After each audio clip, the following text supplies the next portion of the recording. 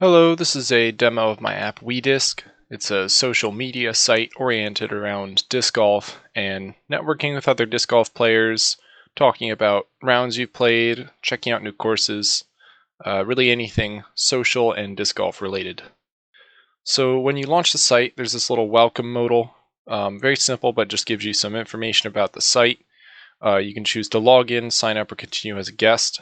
If you continue as a guest, you'll get access to most of the posts that are on the site. You can scroll through and see what people are saying. You can also look at the course lists and the find friends list. However, if you try and do anything that would normally require logging in, like for example liking an image, it'll bump you right to the sign in page.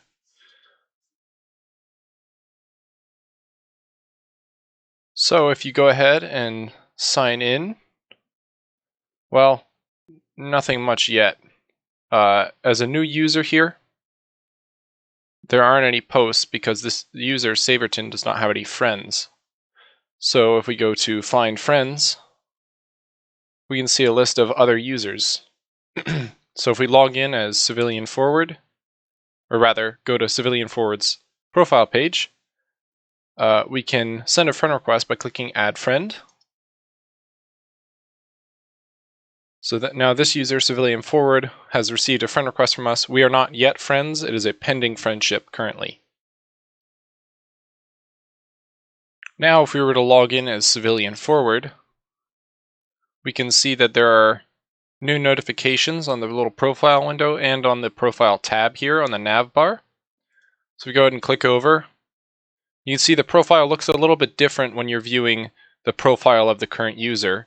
You get some more information, you get this little message that you're logged in, and you can see the user's you can see your own posts, your current friends, your incoming friend requests, and your outgoing friend requests. So currently I have an incoming friend request as notified here from the Saverton user. So if we click over, it gives us an option to accept or reject. We'll click accept. So now we're friends with Saverton or Scott.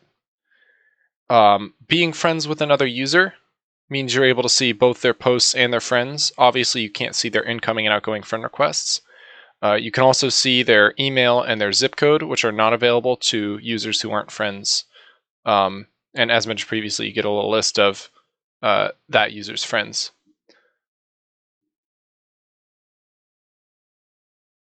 If we were to log back in as the Saverton user, you can now see that the post feed has Civilian Forward's posts because we're now friends.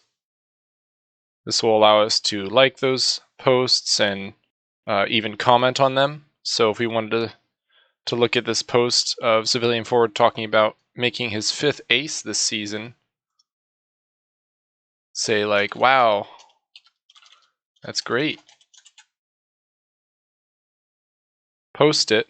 And you see it doesn't quite show up, but there's this show more button. Only one comment is shown by default, but if you click show more, you can see a list of all the other comments on the post, but it'll only come in 5 comment chunks. Now you can tell this is my comment down here because there's an option to edit or delete it. I notice there's a little typo here, so let's go ahead and edit it. Perfect. Now back on my profile, you can see there are no posts currently on this Saverton account. So let's fix that. So if we go over to our post tab, you can see this form to create a new post. Let's create a body for the post. Hello WeDisc.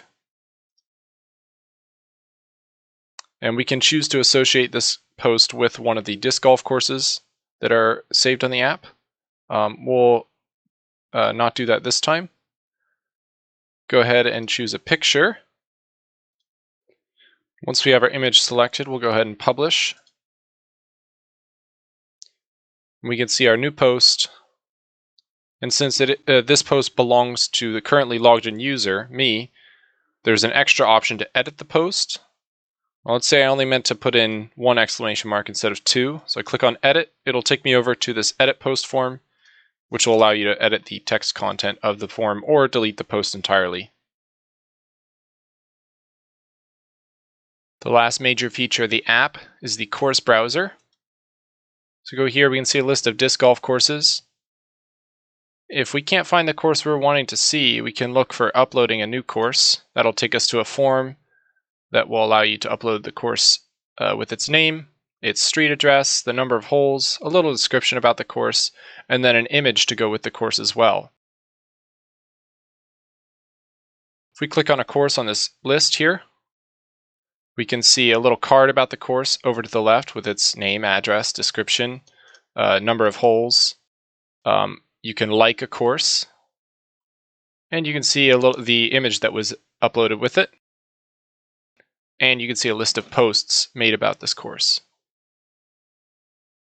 Now this post here has the image from Anson B. Nixon's course. If you upload an image and associate it with a course, but you don't include an image with it explicitly, it will automatically include the image that belongs to that course already.